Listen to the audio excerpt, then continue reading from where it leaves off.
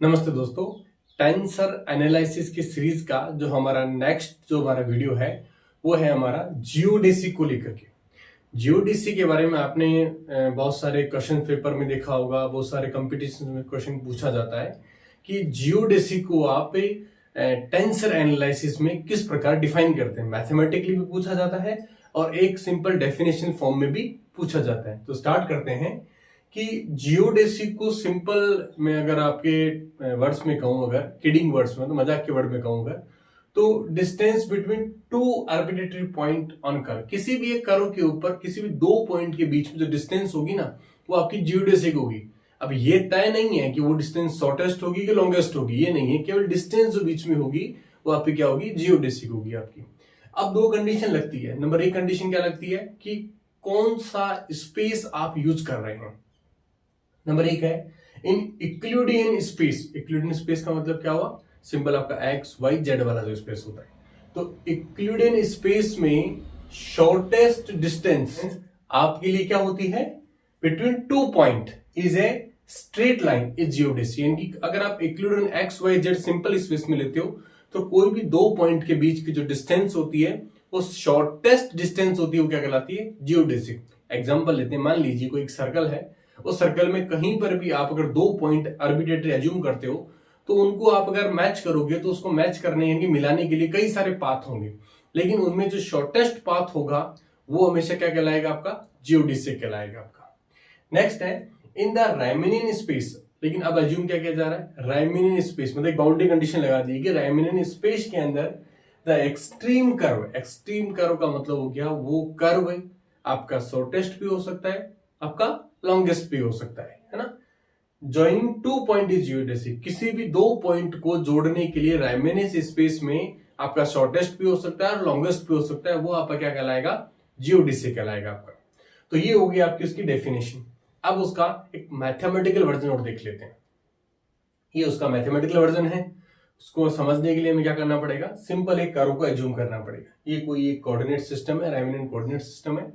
उसमें मैंने किसी कर्व को डिजाइन किया है। उस कर्व के दो पॉइंट है, ए और बी, है ना। मान लीजिए कि वो उसका इनिशियल पॉइंट है, ये इसका फाइनल पॉइंट है। इस कर्व के अंदर कहीं पर भी अगर मैं कोई एक पॉइंट एज्यूम करता हूं या दो पॉइंट एज्यूम करता हूं, उनके बीच की डिस्टेंस होगी वो क्या होगी, हमारी जियोडेसिक होगी। तो let assume that a curve C in Riemannian space Vn, कोई भी एक रायमिनियन स्पेस है जिसके कोऑर्डिनेट क्या है, Vn कोऑर्डिनेट। एन का मतलब 1 2 3 या कोई भी आर्बिट्रेरी डायमेंशन हो सकते हैं आपके। तो इक्वेशनल डेफिनेशन ऑफ जियोडेसिक, अगर आप जियोडेसिक को मैथमेटिकल इक्वेशन में आप लिखोगे तो उसके लिए क्या चीज आपको रिक्वायर्ड होगी या उसके डेफिनेशन किस फॉर्मेट में होगी, वो होगी first curvature of curve C relative to V N space at all point is zero. देखो डेफिनेशन बहुत कॉम्प्लिकेटेड है, लेकिन इसके टर्मिनोलॉजी पे ध्यान देना कि हमें फर्स्ट कर्वेचर हमें चाहिए किसकी, कर्व सी की, और वो कहां होनी चाहिए, वो हमारे किसी स्पेस वीएन या रायमिनियन स्पेस में होनी चाहिए। Eight all point is zero, और उसके रिलेटिव सभी पॉइंट पर वो क्या होनी चाहिए, जीरो होनी चाहिए। यानी कि हमारे लिए एसेंशियल कंडीशन क्या हो गई कि अगर हमें जियोडेसिक मैथमेटिकली निकालनी है तो हमें पहले डिस्कस करना पड़ेगा फर्स्ट कर्वेचर या कर्वेचर को लेकर के। मैथमेटिकल वर्जन इसका ऑलरेडी गिवन है इन डिफरेंशियल फॉर्म ऑफ इक्वेशन। तो हम पहले एक बार डिस्कस कर लेते हैं कि कर्वेचर ऑफ ए कर्व को किस प्रकार डिफाइन किया जाता है, क्योंकि हमें क्या चाहिए, हमें कर्वेचर चाहिए। तो कर्वेचर ऑफ ए कर्व को डिफाइन करने के लिए सेम इसी कर्व का यूज कर रहे हैं हम लोग। और क्या यूज कर रहे हैं, let assume that a curve C in a Riemannian space Vn, now consider a arbitrary point R on a curve. उस कर्व में कहीं पर भी आप एक पॉइंट जो है वो R डिसाइड कर लीजिए। क्यों, क्योंकि आपने इस डेफिनेशन को आप रीड आउट करेंगे हम लोग तो हमें क्या फाइंड आउट होगा कि किसी एक पॉइंट पर जीरो होना चाहिए उसका कर्वेचर। तो यानी कि हमें उस कर्व के अंदर कोई एक आर्बिट्ररी पॉइंट, मतलब अपनी इच्छित स्थान अनुसार कोई एक पॉइंट आर लेना होगा। कहीं हो सकता है मैंने यहां लिया, हो सकता है आप यहां भी ले सकते हो, कहीं भी कर्व में आप इसको एक पॉइंट ले सकते हो। Curve C that coordinate is X I, और जो पॉइंट आपने लिया है उसके जो कोऑर्डिनेट होंगे वो क्या होंगे, एक्स आई। आई का मतलब हो गया यहाँ पे 1 2 3, मतलब कोई भी डायमेंशन हो सकता है इन फ्रेम एस, किसी भी एस कोऑर्डिनेट के फ्रेम के अंदर। And unit tangent vector to curve C is defined as, और वो कह रहा है कि कोई भी अगर पॉइंट लोगे आप, अगर तो देखो कर्व जरूरी नहीं हमेशा स्ट्रेट लाइन हो, वो एक टेढ़ा मेढ़ा भी हो सकता है। तो क्या होगा, किसी भी पॉइंट पर आप अगर क्या करोगे, अगर कोई पॉइंट लोगे अगर, तो वहां से आप कोई स्ट्रेट लाइन अगर ड्राइव करते हो, उस पॉइंट को इंक्लूड करते हुए, टच करते हुए, वो हमेशा कहलाता है आपका टेंजेंट कहलाता है। तो अगर इस कर्व को आप इंक्लूड करके कोई भी आप अगर लाइन, अगर स्ट्रेट लाइन ट्रेस करोगे अगर, तो वो उसका टेंजेंट होगा, जिसको यहाँ पे टी से डिफाइन किया।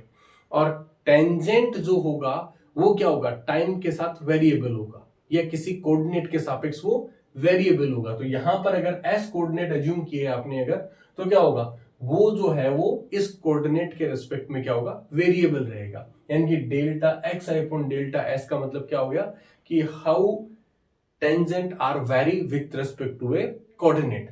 तो सिंपल इस चीज से हमें क्या पता लगा कि अगर कर्वेचर किसी भी कर्व की निकालनी है, तो किसी भी एक पॉइंट को आप कंसीडर कर लीजिए, उसके कोऑर्डिनेट आप ले लीजिए और उसका टेंजेंट आप लोग फाइंड आउट कर लीजिए। टेंजेंट सिंपल क्या होगा, एक उसका डेरिवेटिव होगा उस कोऑर्डिनेट का, वो उसका क्या हो जाएगा, टेंजेंट हो जाएगा। अब यूनिट जो टेंजेंट वेक्टर हमने जो यहाँ एज्यूम किया है, उसके रिप्रेजेंटेशन कई कोऑर्डिनेट्स में किए जाते हैं। कोऑर्डिनेट का मतलब है कई फॉर्मेट में किया जाता है। हमने यहाँ पर जो फॉर्मेट यूज किया है वो कॉन्ट्रावेरिएंट कंपोनेंट वाला यूज किया है। दो कंपोनेंट होता है ना, कोवेरिएंट एंड कॉन्ट्रावेरिएंट। हमने यहाँ पर कॉन्ट्रावेरिएंट का यूज किया। मे भी पॉसिबल है कुछ बुक्स में कोवेरिएंट के लिए भी कुछ ड्राइव किया होगा, I am not sure about it, पर कॉन्ट्रावेरिएंट के लिए हमने जो ये से ड्रॉ किया। और यहाँ पे टी आई जो लिखा गया है वो किसके लिए लिखा गया है, टेंजेंट के लिए लिखा गया, लिख रहा है ना, unit tangent vector on to curve C is defined like this. तो ये टी आई हमारा क्या हो गया, एक टेंजेंट वेक्टर हो गया, सेम वैसे ही है जिससे हमारा कोई कोऑर्डिनेट किसी पॉइंट एक्स के लिए लिया गया। तो ये हमारा यूनिट जो है टेंजेंट वेक्टर हमने डिफाइन किया। और ये हमने डिफाइन क्यों किया है, क्योंकि असल में यही कर्वेचर को शो करता है कि how much curve is curved, है ना, याद रखना, कर्व इज कर्व्ड। ओके, तो यहां तक तो हमारा अंडरस्टैंडेबल हो गया कि किसी भी कर्वेचर को किस प्रकार मैथमेटिकली डिफाइन किया जाता है। वो किससे डिफाइन किया जाता है, यूनिट टेंजेंट वेक्टर द्वारा। अब अगला बात है फर्स्ट कर्वेचर, यानी कि कर्वेचर में भी हमें फर्स्ट कर्वेचर चाहिए। दो कंपोनेंट है, फर्स्ट हमने कर्वेचर निकाला, सेकंड में क्या चाहिए, उस कर्व का फर्स्ट कर्वेचर चाहिए। तो फर्स्ट कर्वेचर के लिए जो डेफिनेशन है वो किस प्रकार है, असल में फर्स्ट कर्वेचर की डेफिनेशन ये है, लेकिन इस फर्स्ट कर्वेचर को हमें डिफाइन करने के लिए या रिक्वायर्ड के लिए में एक कंपोनेंट और रिक्वायर्ड होगा। वो मैं देख देता हूं कि the magnitude of the first curvature vector, यानी कि हमें किसकी रिक्वायर्ड होगी, हमें फर्स्ट कर्वेचर वेक्टर रिक्वायर्ड होगा। तो पहले इसलिए मैंने उसको यहां पर इनिशियली राइट डाउन कर दिया। वो क्या है कि फर्स्ट कर्वेचर वेक्टर को डिफाइन कैसे किया गया कि इंट्रिंसिक डेरिवेटिव, इंट्रिंसिक डेरिवेटिव कह दीजिए या एब्सोल्यूट डेरिवेटिव कह दीजिए, of unit tangent vector, of a unit tangent vector T I जो मैंने डिफाइन किया है, along the curve C in the V N space is called the first curvature vector. इनके फर्स्ट कर्वेचर वेक्टर क्या होगा, simple सा यही है कि अगर इस टेंजेंट वेक्टर का आप अगर एब्सोल्यूट डेरिवेटिव या इंट्रिंसिक डेरिवेटिव परफॉर्म करोगे, तो वो असल में क्या हो जाएगा, फर्स्ट कर्वेचर वेक्टर हो जाएगा। वो सिंपल देखो मैंने यहाँ पे डब्ल्यू आई से रिप्रेजेंट किया है, इनकी जो आपका फर्स्ट कर्वेचर वेक्टर होगा उसको डब्ल्यू आई से रिप्रेजेंट किया। मे भी पॉसिबल है कुछ बुक में चेंजिंग हो थोड़ा सा, है ना। तो ये मैंने इसका एब्सोल्यूट डेरिवेटिव निकाल दिया। ये टी और ये टी डिफरेंट है, ये टी टाइम के रेस्पेक्ट में है और ये टी कोऑर्डिनेट है कोई आपका, है ना। इसको आप किस प्रकार लिखते हो कि जिस वेक्टर का या जिस कोऑर्डिनेट का या जिस पॉइंट के रेस्पेक्ट में आपको अगर फर्स्ट कर्वेचर वेक्टर निकालना है, तो उस कोऑर्डिनेट का आपको क्या करना पड़ेगा, पहले कॉन्ट्रावेरिएंट करना पड़ेगा। यानी कि इस टेंजेंट का हम निकाल रहे हैं तो इस टेंजेंट का पहले कोवेरिएंट डेरिवेटिव करना पड़ेगा और फिर इनर प्रोडक्ट करना पड़ेगा विथ रेस्पेक्ट टू कोऑर्डिनेट, जिस कोऑर्डिनेट के साथ आप उसको कोवेरिएंट डेरिवेटिव कर रहे हो। तो हम यहाँ इस टेंजेंट यानी कि टी आई जो टेंजेंट यूनिट वेक्टर है, इसका कोवेरिएंट डेरिवेटिव हम लोग परफॉर्म कर रहे हैं विथ कोऑर्डिनेट जे।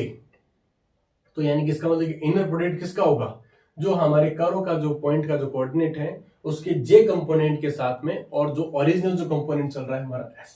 देखो बहुत कॉम्प्लिकेट नजर आ रहा होगा आपको रिमेंबर रखना होगा कि यहाँ पर जो ये कर्व है वो राइमेनियन स्पेस में है।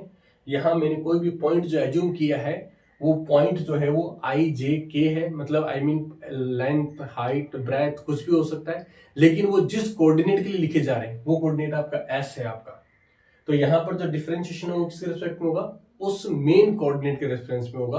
और ये सब आपके आर्बिट्री, मतलब ये आप चेंज कर सकते हो, जे की जगह आप L P Q R S T कुछ भी ले सकते हो, लेकिन ये आप चेंज नहीं कर सकते। ये तभी चेंज कर सकते हो आप जब आपने यहाँ पे उसको एज्यूम किया हो पहले। तो यहां तक आपको क्लियर हो गया कि भैया इंट्रिंसिक डेरिवेटिव अगर हमको मिल जाए अगर, तो क्या हम लोग क्या निकाल सकते हैं, फर्स्ट कर्वेचर वेक्टर निकाल सकते हैं। अब ये जो मिल गया है फर्स्ट कर्वेचर वेक्टर, इसका अगर मैं मैग्नीट्यूड निकाल लूं अगर, है ना, कि magnitude of the first curvature vector WI is called first curvature of curve C, तो मुझे क्या मिल जाएगा, फर्स्ट कर्वेचर मिल जाएगा। यानी कि मुझे क्या करना पड़ेगा, इस चीज को मुझे सॉल्व करना पड़ेगा इसका मैग्नीट्यूड निकालने के लिए। तो सिंपली इसी चीज को एक्सपेंड करके जो है मैंने आपके जो है यहाँ पर राइट डाउन किया है ना। ये कोवेरिएंट डेरिवेटिव मैंने ओपन कर दिया है, इस वाले टर्म को मैंने क्या किया है, कोवेरिएंट डेरिवेटिव के फॉर्मेट में ओपन कर दिया है। इसका लेक्चर हम लोग प्रीवियसली बना चुके हैं। और ये एक इनर प्रोडक्ट जो है वो लास्ट कोऑर्डिनेट का हुआ है। कुछ बुक्स के अंदर इस Christoffel second kind of Christoffel symbol को कुछ इस फॉर्मेट में भी लिखा होगा, तो दोनों फॉर्मेट आपके सेम है, कोई फर्क नहीं है ना।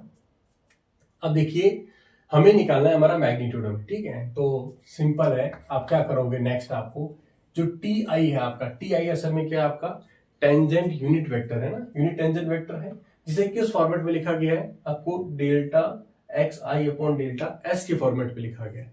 तो सिंपली मैं यहाँ पे लिख देता हूँ कि one time differentiation with respect to X G, differentiation of this term delta X I upon delta S, okay. और नेक्स्ट जो आपका है यहाँ टी के लिखा है, यहाँ आई कोऑर्डिनेट था, सिमिलर यहाँ कोऑर्डिनेट आई आ गया। अगर यहाँ टी के लिखूंगा कि वो आर्बिट्री है तो क्या होगा, यहाँ पे टी के हो जाएगा, तो यहाँ पे हो जाएगा delta X K upon delta S, ठीक है। ये कोऑर्डिनेट चेंज हुआ तो ये टर्म भी चेंज हो जाएगा, ठीक। और ये आपका second kind of Christoffel symbol आपका, यहाँ पर जे और यहाँ पर के आपका, और ये हो जाएगा आपका delta X J upon delta S. अब इसको आप परफॉर्म कर लीजिए, जब इनर प्रोडक्ट आप करोगे अगर उसको मतलब डेरिवेटिव करोगे तो क्या हो जाएगा आपका, differentiation, double differentiation of X I with respect to delta X J delta S आपका, प्लस आपका सॉरी है ना, एक इनर प्रोडक्ट ये अंदर और आ जाएगा, ठीक है, delta X J upon delta S हो जाएगा, प्लस आपका यहाँ पर ये क्रिस्टोफल सिंबल हो जाएगा इस प्रकार आपका, ये आई जे और ये के, और delta X K upon delta S multiply with delta X J और डेल्टा एस आपका। ये आपका जो है वो सिंपलिफिकेशन हुआ, जस्ट इनर प्रोडक्ट किया मैंने अंदर आपके। यहां पर आप नोट कीजिए ये टर्म और ये टर्म आपका कैंसिल हो जाएगा आपका, तो यहां पर आपका रिमेनेंट क्या बचेगा, delta square X J upon delta square S, है ना, two time differentiation of X I होगा ना, ये एक्स आई होगा, ठीक है। अब क्या होगा, प्लस आपका ये टर्म आपका यूं का यूं ही रहेगा आपका जे एन आपका के, और ये हो जाएगा delta X K upon delta S, delta X J upon delta S. ये हमारा जो है इसको हमने सॉल्व कर लिया, ये हमारा मैग्नीट्यूड हो गया वेक्टर का हमारा, ठीक है। अब हमारे डेफिनेशन को हम अगेन रीड करते हैं, वो क्या कहती है कि फर्स्ट कर्वेचर जो हम लोग फाइंड आउट कर चुके हैं, first curvature of a curve C relative to this space at all point is zero, यानी कि हमने किस पॉइंट के लिए निकाली थी, हमने R पॉइंट के लिए निकाली थी। और ये कंडीशन क्या कहता है कि चाहे आप किसी भी पॉइंट के लिए निकालो, उसे अगर आप जीरो के इक्विवेलेंट करते हो अगर, तो आपको क्या फाइंड आउट होगा, तो आपको जियोडेसिक इक्वेशन फाइंड आउट होगी। यानी कि ये जो पूरी क्वांटिटी है, इस क्वांटिटी को अगर मैं जीरो के इक्वल रख दूं अगर, जो किसी पॉइंट के लिए निकाला हुआ है, वो की इक्वेशन क्या होगा, जियोडेसिक इक्वेशन होगा। तो सिंपल आप इस इक्वेशन को और इस इक्वेशन को आप अगर मैच करोगे, आपको दोनों इक्वेशन आपको सेम मिलेगी आपको, यानी ये इक्वेशन आपको क्या कहलाती है, जियोडेसिक इक्वेशन कहलाती है। तो असल में थोड़ा सा कॉम्प्लिकेटेड इक्वेशन है ये, और लेकिन याद रखना आगे जब भी हम लोग वर्क करेंगे इस इक्वेशन के साथ ही डील करेंगे। हालांकि इसका एक डिफरेंशियल का एक डेरिवेशन और है, ये तो एक इनडायरेक्ट मेथड है जिससे आप लोग उसको फाइंड आउट करते हो, एक डिफरेंशियल मेथड और है जो हम हमारे नेक्स्ट लेक्चर में डिस्कस करेंगे, जहां पर इसको एक अलग वे में इसको फाइंड आउट किया गया, कुछ मैट्रिक टेंसर, कुछ इनर प्रोडक्ट को फाइंड आउट किया गया। अब क्या होगा कि geodesic equation if this term जो हमने फाइंड आउट किया एट पॉइंट इज 0। अब बात करते हैं इस इक्वेशन की एप्लीकेशन की, क्योंकि मैथमेटिक्स में तो क्या होता है, मैथमेटिकल निकाल के छोड़ दीजिए, आउटपुट क्या आएगा कि एप्लीकेशन यूज कहां किया जाएगा वो चीज। तो इसका एप्लीकेशन है in general theory of relativity the space is curved due to gravitational. यानी कि आपको पता है कि जब जनरल थ्योरी ऑफ रिलेटिविटी पढ़ी जाती है, हम लोग पढ़ते हैं या कोई टीचर प्रोफेसर पढ़ाते हैं हमें, तो वो डील करते हैं कि वहां पर स्पेस जो टाइम है जो एज्यूम किया गया है वो कर्व्ड हो जाता है। किसकी वजह से, या तो हैवी मास की वजह से, या उसको सिंपली बोला जाता है कि ग्रेविटेशनल फोर्स की वजह से या ग्रेविटेशन की वजह से क्या हो गया, वो कर्व हो गया है। एंड कर्व या जो भी कर्व या पाथ जो है, ठीक है, फॉलोड बाय ए बॉडी, यानी कि उस मास के चारों ओर कोई बॉडी अगर पाथ को फॉलो कर रही है अगर, between two given points is defined as geodesy, और वो उन दो पॉइंट्स के बीच में कोई भी कर्व अगर पाथ ट्रेवल करती है, अगर वो may be straight line may be A curve, वो असल में क्या कहलाएगा, आपका जियोडेसी कहलाएगा। तो आज के इस लेक्चर में हमने 3 चीज का स्टडी किया, geodesy, first curvature vector, unit vector tangent, और आपका मैग्नीट्यूड जो होता है उसको क्या कहलाता है, फर्स्ट कर्वेचर कहलाता है। Thank you.